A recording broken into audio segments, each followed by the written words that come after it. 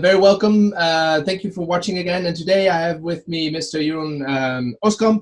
Jeroen Oskam is the director of the Research Institute from Hotelschool, The Hague. And I must say actually Professor Oskam, is that correct? Welcome. Welcome, Dr. Oskam. Yeah. Dr. Oskam. So glad to have you here. Today we'll be talking about the scenario research that you actually have done into the pandemic and different pandemics that have done in the past, and the government predictions and responses that have set from that. As I mentioned, Dr. Oskam is the head of the research from Hotelschool The Hague. He has a long academic career from actually all the hotel schools in the Netherlands, and very glad to have you on this video. Thank you for joining. Welcome. Yeah. Well, to start off right away with the first question that I had, I saw some of your slides that you prepared, and you've done some research into the epidemic scenarios that governments actually have built in the past to kind of quote unquote predict what might happen in the future. Can you talk us a little bit of through those findings of that research that you have done? Yes, of course. Yes. As a first disclaimer, I don't have any medical expertise at all. So what I have done is to look into the situation. I have tried to understand what we have thought beforehand and how we have planned for this event. So if we talk about scenario planning, this is not a way to predict the future, but it's rather a strategic way to anticipate things that may come in the future, uncertain events that may come in the future. So the right analogy that I use for students is not that of a crystal ball gazer, but of a chess play. So you have the white pieces, you don't know what the black player is going to do, but you have to anticipate every single move that is plausible there, and then you have to think ahead of moves that you can make in response to those moves. Now, over the past 2 months, many publications have come out, and I've scanned those publications. I found some 150 predictions that I've listed and I've tried to analyze. And furthermore, I found some 45 if-then reasonings. Those are more proper scenarios. Those are the conditional prediction. If this might happen, then that might be the effect. And I have looked at general ideas and common threads in those predictions. So one important thing is that, so the strange thing is that we do consider a pandemic as an unexpected event. And nevertheless, everybody knew that a pandemic was coming. So if Bill Gates had that video that everybody is sharing right now, that where he predicts that we might be hit by a pandemic, that's not because he is especially gifted, but every single large business was planning ahead for those scenarios of a pandemic. The only thing that we didn't know was when it was going to come. So there are many scenarios that have been made in the past 2 decades, after SARS, after MERS, about what the next pandemic would be and what the effect would be. And I must also say, this is not the last pandemic. So after this pandemic is over, then we will again get new pandemics in the future. Continuing that reasoning, so if we look at the nature of those scenarios, one general assumption is that this would be an influenza pandemic. And we have had several influenza pandemics in the 20th centuries. And that assumption has been proven wrong. So this is not an influenza, this is a corona pandemic, and that has different characteristics. One of the things where apparently we went wrong is the fact that the age groups that are most hit by this pandemic, whereas in the case of influenza, this would be younger generations and the active working population. In this case, as we know, it's the older population, whereas in a pandemic, the elderly have more immunity against influenza built up because of past illness waves. So that is one assumption that has proven wrong. Most scenarios or most plans, because every single country has a plan for pandemics, and most plans were built on that influenza assumption. And now, the severest wave, the severest pandemic of influenza was in 1918, Spanish flu, and that had a very quick and full recovery, despite the large losses of human lives. And this has also been the way of thinking in those plans and scenarios. So actually the reasoning was, well, many people will die, and there will be economic damage, but that damage will be mainly due to absenteeism from work, because people get sick or because they die. And the economy will be hit by those people not working. And the estimates of economic damage are also based on the estimates of that absenteeism. And also the planning was aiming for that type of scenario, meaning that the planning was aiming for continuing economic activity and preventing fear among the population. Now, what we see is that we made those plans and we haven't followed those plans. And that's just an objective observation of what has happened.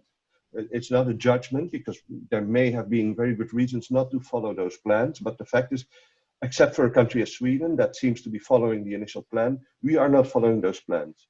So on the one hand, we have the economic damage that we now have is not because of absenteeism, because that would have been minimal in a case where the population between 30 and 45 is not as badly hit as other groups in society. And on the other hand, the economic damage is self-inflicted. So we decided to lock down the economy to prevent further spreading of the virus. So that's a completely different scenario. And again, that's not a judgment, because there may have been very good reasons to make that decision. One of the reasons may have been that we don't have any medical response to a coronavirus, whereas in an influenza virus that would have been a different way of handling that situation. But we must also say another factor that may have played a role there is the first measures were taken in China, and those measures were seen as efficient or as necessary, and then countries around the world in the end ended up copying China's response to the virus. So you can ask the question, and this is a very hypothetical question. So if the virus would have started in a more open society, would the response have been the same? And again, this is not to say that the response is wrong. It can be very justifiable to prevent the number of this amount of human suffering, but it's a different way of acting than was planned initially. Right. And you mentioned that there was no anticipation of a complete lockdown. That was one complete difference from the scenario that has been built in the past. The age groups is a difference in the scenarios that have been built in the past. Any other things where governments have planned but actually not executed on those plans, or where this corona situation is completely different than previous pandemics in the past? Well, basically you have a chain of cause and effect that is put in motion by the measures that have been taken. So our estimates of economic damage, in the first place, they were swift recovery because people were dying, but afterwards people kept spending. But our estimates were based on those influenza pandemic scenarios. And the damage, if you look at historical influenza pandemics, has gone down over the years. So in 1918, we had almost 5% of global GDP loss. Then in the 1950s, we had a pandemic with a 2% GDP loss. And at the end of the 60s, we had a next pandemic with less than 1% GDP loss. So the impression might have been that we're starting to get things under control in case of a pandemic. And this has gone totally the other way. And of course, if you read the plans, you read about reducing fear, because fear has multiple effects. So it's very disruptive socially if people are fearful, but it's especially disruptive economically because consumer confidence goes down. Now, one thing that you clearly see is that the current policy is not aimed at preventing fear. So if people, like happened 2 days ago in the Netherlands, use their day off to go to an IKEA to do some shopping, the reaction, not only political reaction, but also social reaction, is not to reduce fear, but to instill more fear and tell people you're crazy to do that because you're taking irresponsible risks. Yeah. And so besides the economic impact due to business closure, we have the additional effect of plummeted consumer confidence And we don't know what the effects of that will be in the long run. Yeah, and it's especially applicable to the hospitality and hotel sector, right? Because it's a the spend that you do based on when you're in a comfortable place and you have enough money in savings and you feel comfortable to travel, and that's why we see that sector being hit very hard, of course. Yeah, yeah. You can also reason that the reaction now to close borders may have been inspired by fears of spreading the virus, but it may also be a protective measure so that people take holidays in their own countries, especially for larger tourist countries. So the decision to close their borders may have, let's say, medical reasons, medically inspired reasons, but also economic reasons. Yeah. And then another slide that you sent me previously was a source of the, I have to pronounce it here, USAID. Beyond the pandemic, obviously, what will happen if there's a second or third wave of this? Can you talk us a little bit through of the slide and the logic behind this and the conclusions from that?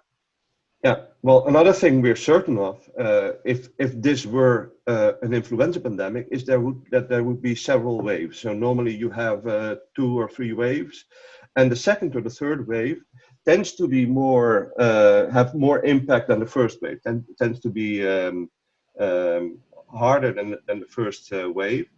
There's no consensus about why that is, but one of the reasons that, and that's being heard currently in Germany, is that whereas the first wave hits in geographically specific places, so you had Bergamo in Italy, you had Madrid in Spain, you had Hunan in China, you have New York in the United States.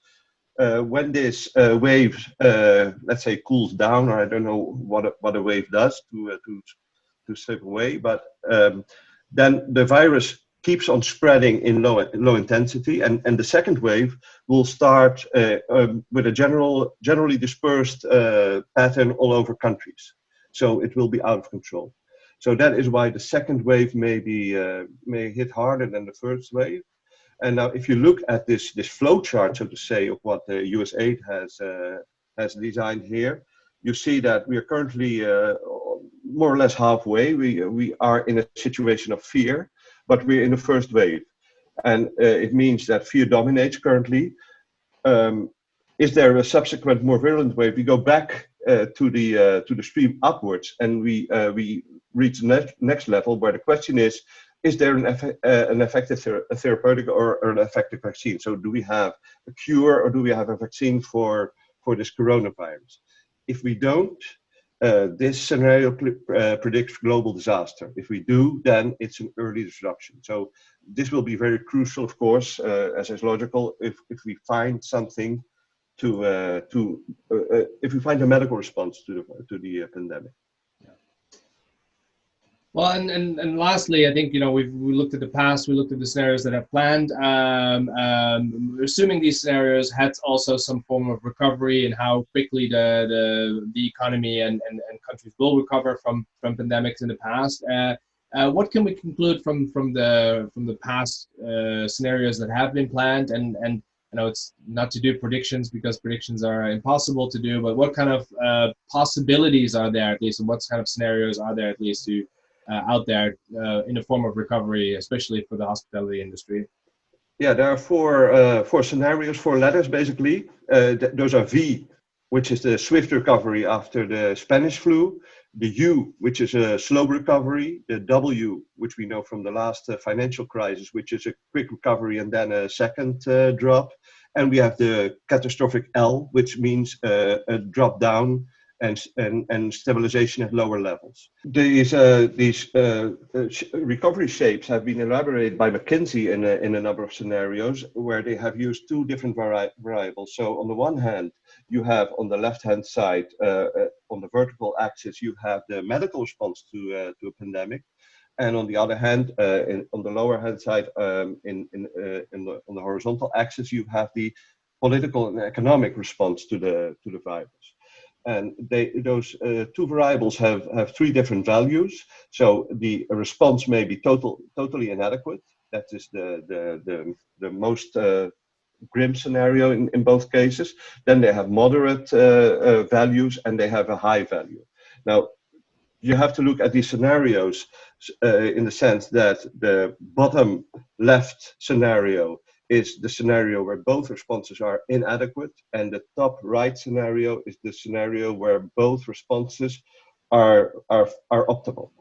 And at this moment, McKinsey has concluded that if they look at the situation in Hunan, how that has recovered, that for now, they prefer the more positive scenarios, which are the blue scenarios, A1 to A4. So depending on the different medical and social responses to the virus. But they say if there is a change in direction in what is happening in China, so if you have a second wave in Hunan, for instance, and a second lockdown in Hunan, then we go to the more pessimistic white B1 through B5 scenarios.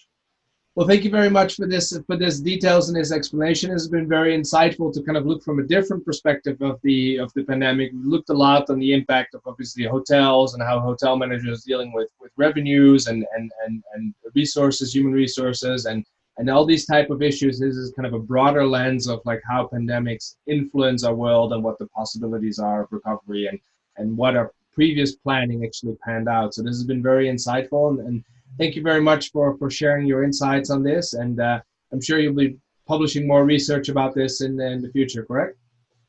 Yeah, we do on the blog of the Hotelschool. Yeah.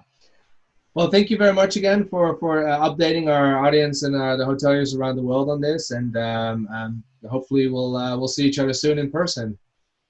Thank you very much, and thank you for this invitation.